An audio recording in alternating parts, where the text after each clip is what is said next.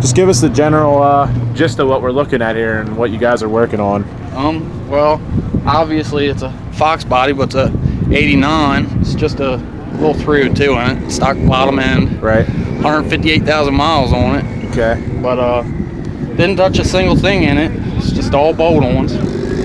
So trick flow heads. Right. What turbo you got on there? Oh, that's just a cheap eBay turbo. Right. 76 millimeter. That's the way to go, right? Yeah. So you guys are. It's still fun. Your dad was telling me it's first couple passes on it. Yeah, this is the first time this has been a little project. Right. But finally got it done. Yeah, this is the first time coming to the track with it. Any kind of like garage, like funny stories, pain in the ass things that happened with it, anything like that, or did it all come together pretty straightforward? I mean, I'm sure there was some funny moments, but I mean,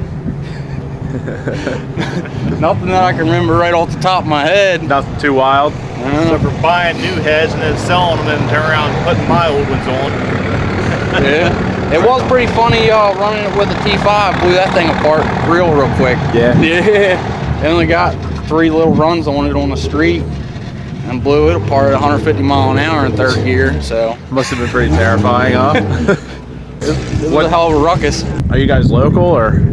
We're from PA, Airville, York County. I heard you drove it in the gates. Yeah, drove it here. Drove it here, drive it home. Yup. Badass, man. Yup.